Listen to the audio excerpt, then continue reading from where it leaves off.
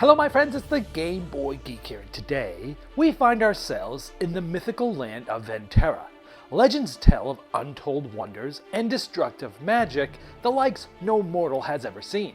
Now you'll be leading one of 5 factions to build structures, recruit units, claim territories, complete quests, and battle other players to gain influence over Venterra. Fate of Venterra is a territory control game of pure strategy for 2 to 5 players. Takes about 45 minutes per player to play. It's for ages 14 and up and published by Corrosive Games. Now it's being crowdfunded right now, so I'm going to show you how the game works and I'll see you on the other side.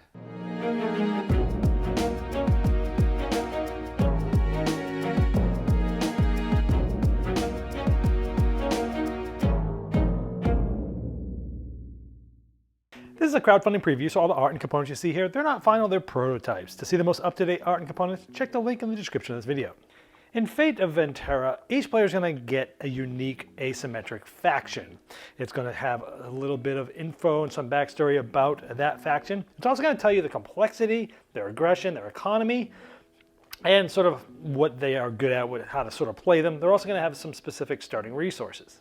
Now I'll give you a quick look at these. The other ones are the Northern Watch, the Pack, Children of the Bear, and the Legion of the Dragon. Now here's a back of one of the boards without anything on it yet, just to show you that there's different powers. And now you're going to be building different buildings. They're going to get you a certain amount of influence, which essentially is points at the end of the game. But even from faction to faction, even those are different. For example, this faction gets 5 points if they control, their temple out on the board, where this one's only getting 4.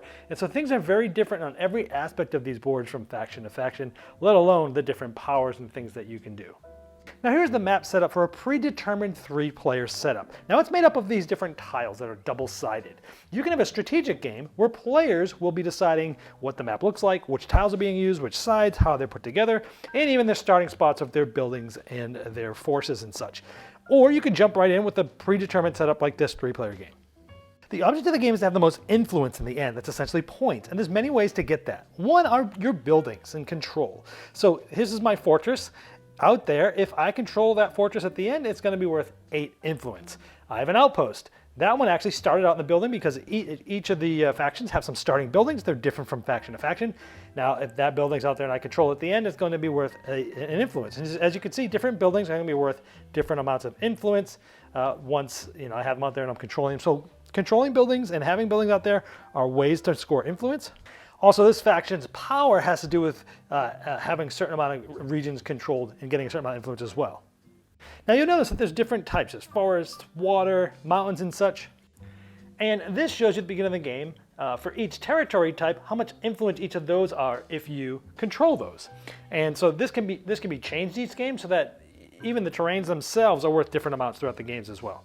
There's different quests that you're trying to finish, and they're going to be worth a certain amount of influence as well. Like in this one, you could just pay 3 gold to get that. Now, each round goes through 6 different phases. The first one is the income step, and you're going to collect income for different things that you get that from. For example, this building's out there, and I would gain 1 coin in the income phase for that. So buildings will give you those. Sometimes different cards will give you income. You'll be getting things. Then you go to the declare phase. Now in this phase, players are going to select 2 different cards that they're going to place face down simultaneously. And when they're ready, then in player order, you're going to flip the first one, do the action. Everyone else is going to do it. Then you kind of come around and do your second one. So sort of like secret action selection. And each faction has similar cards. So for example, plan, you'll do these in order. So I can reserve up to 2 quests. And when I do that, I can reserve the ones that are face up or one that's out of here. So maybe I want this one. This is going to allow me, if I acquire or have 2 forests and 2 mountains controlled, I'm going to get 4 influence, but I'm also going to get 2 wealth. Maybe I want this one. I can reserve it. It will get replaced. Maybe I don't want any of these, and I can just take one off the top. Then I can either march 2 units or get 2 wealth. Well, getting wealth is pretty easy, so let's talk about the marching. Now when we look at the units, I have a soldier and I have some scouts here. I also have some here in my fortress as well. Now when we look at the basic units here, the soldier can march, when it moves, it has a movement of 1, same with the scout. But later on, if I get a knight, they'll be able to move further because they have, a horse, of course. So let's go ahead and move 2 of these scouts into here. Now remember, one of the quests that we got basically said, hey, we need 2 forests and 2 mountains. Well, we're already in a mountain here. We're going to go over to the forest. We're starting to work on that quest. Now we look at the strength. Soldiers have 1 strength, 1 defense, and 1 movement. Scouts have 1 strength, 0 defense, and 1 movement. So they do have 1 strength. Now the map is seeded with some of these exploration tokens at the beginning of the game, and they're seeded in a very specific way. This one has 1. I would need to have more than that. I do. So I get to flip this over and get a reward. This is going to give us 1 on this battle track. It had that same number on there, the same icon. Now, if we end up here, it's going to give us 1 influence at the end of the game. The further we move up this track, the more points we'll get. Now, also, anytime you initial your first battle, each action, you're also going to move up. So the more aggressive you are, the further you'll move up on that battle track. Now, all the other players will take a turn, and let's say now we flip up our second card, and it's reinforced. We do these in order. We can recruit 1 unit to any building that we can control. Now let's get the knight. It costs 3. We would spend 3 coins there, and we would be able to recruit the knight that has 2 attack, 1 defense, and 2 movement. So do we want to put it out in this building that we control, so it's further to inward to start going to different places, or do we want to defend our fortress a little bit? Next, if we want to, we can upgrade a building. Now out there I already have an outpost. These can be upgraded to a tower, an academy, or a forge. If I had a shrine out there, they could be upgraded to the basilica, the temple, or another temple. So do I want to upgrade to a tower, which gives me more defense and 2 influence? 1 defense, 1 influence, but recruiting units cost 1 less. Or do I want a forge, which is costs 2. I have to spend 1 during income, but it's going to give me a defense and an influence. But I would get forge units. Right now we have basic units, and you can see they have a certain attack. When you have forge units, they're all stronger versions of those, which is basically, and they all have better abilities and such. So do you want stronger units? All different strategies you can go through. For example, the Brew could kill 1 extra unit when you win a battle. The Paladin can pick up 1 scout when moving, things like that. Plus 2 damage when going against a fortress and things like that. But maybe you want to get some defense, so you upgrade it to this. You would pay the 2 coins to do so. And when you do so, you actually put the upgrade right in the building so it looks cool as table presence. And then the third thing we could do is build a building. If we have enough money, maybe we spend 3 and we get a shrine. And this will allow us, again, even some of the shrines, they do different things. The income and influence is the same, but immediately you'd get different things. Like maybe you get a quest card, maybe you get a Power of God card. And these buildings will go in a spot where you don't already have a building, but where you have some pieces there. And these Power of the God cards just sort of break a lot of the rules of the game. Like I could play this anytime for +1 attack or defense. That'll help when you're doing battles. Play when recruiting. Recruit an additional unit of the same type that you just recruited at no cost. Or you can play anytime you're not in a battle, and you can immediately move any number of your units to 1 territory you control. So these give you some rule-breaking powers. Now once all the players have played their cards, you'd go to the next phase, but I'm going to go over the other 2 cards that we haven't gone over yet. This is Maneuver. Here we can march any number of units from a single territory and march 1 support unit if we want to. Now support units are things like ships. You can see the banner here. Now ships are cool because when you recruit them, you can put them in water next to a building that you have, and these are going to allow you to march things further. Like normally, if you would go through you wouldn't be able to go through this water, but with the ship there, you can move to here and using the ship, so it doesn't actually cost you movement to get here. Now maneuvering allows you to move them from the same spot, so maybe we want to move this knight, and we kind of move them down here, maybe we move this one here, but remember, we're leaving this with less defense as we do that. Then you could buy a faction upgrade. Now each faction actually has a power already built in at the beginning of the game. Like this one said, when we played the recruit action, or the reinforce action, sorry, we could have performed action 1 twice. So we could have recruited this twice for our ability. But there's other ones. Like this one, we would spend 2, and essentially during the income phase, we could get 1 extra scout, or 1 income, or we can go up either of those 2 tracks that we talked about. When you pay the money, you flip it over, and that's now there, and this is also going to be worth some influence at the end of the game. Now we talked about the battle track and different ways to go up there. Again, every time you start a battle, your first battle, each turn you go up, you saw me go up there with some other effects.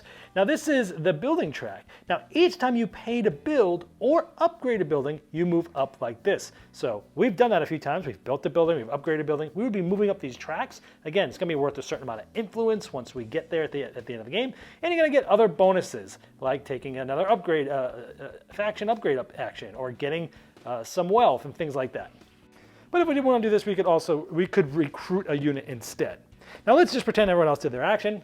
We'll look at the last one, Charge. You can march any number of units into a single territory and march 1 support unit.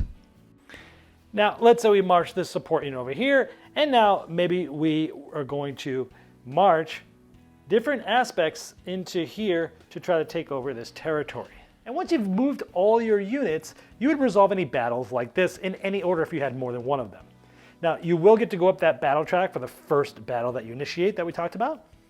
On your subsequent battles this turn, you actually get a -2 attack strength. So you kind of lose strength as you do more and more battles on the same turn. Now, once I've declared all my units, sometimes you might have cards that say like, hey, play at the start of your battle. Kill one enemy unit before resolving the battle. So sometimes you'll have cards that do different things there. The defender might declare some supporting units. Now we're going to look at the attack versus the defense. So we have 2 attack with this and a 1 attack there. Shrines don't have any defense and the soldier has 1, so we have more than them. Then both players are going to be able to select a leader. Now again, you can select a leader, or sometimes you have a command card you might be able to do. So here we're going to flip them over, and both of them are attack or defense 1, so nothing still changes, and so I would have won that battle. Now since the attacker wins, the defender loses 1 unit and then retreats all the other units to empty, unexplored or friendly adjacent territories, so they would lose this one. If they had others, they would be retreating. And now I control that territory, which as you can see as a bonus, I'm going to get an additional coin during the income phase. And so this building can either be destroyed or it can be converted. And the cool thing about that is you don't have to pay for the building, so it's a way to get buildings out without even having to pay for them. Now if the defender had 1, the attacker would have lost a unit and then retreated their remaining units to a friendly, unexplored or empty adjacent territory. And if it was a tie, then the attacker and defender both lose a unit, but the attacker still must retreat their remaining units. Now once all players have gone through their first and second command cards, you go to phase 5, which is resolving the quests. Then in initiative order, each player can complete a quest card from your reserved quest cards that we see here, and you make sure you can fulfill all the requirements. And if you can, you move them over to this side, reminding you that you're going to be scoring this influence at the end of the game. Then there's a large army tax. Any territory you have more than 3, like in this case, 3 units, you're going to be taxed, essentially paying 1 wealth per additional unit over 3. Then you're going to go into the next round. Now at the end of the 2nd, 4th, and 5th rounds, right before you go to the next round, you'll do some bidding to change the initiative order, where people will secretly bid a certain amount of coins, and the one that spent the most gets the best initiative and further down, but everyone pays whatever they've bid secretly. So let's say it got swapped out. Then once it gets changed turn order, in this initiative order, they get to select one of these specific extra enhancements, like gaining wealth or going up the battle and or building track, getting a quest card, getting a power to guards cards, or taking the recruit action on action 1. Then at the end of the 6th round, that's the end of the game. Whoever has the most influence wins by all the methods that we talked about earlier. Quest cards, controlling territories, buildings, going up these tracks. Every 3 wealth is worth a point. And the one who has the most influence at the end is the winner.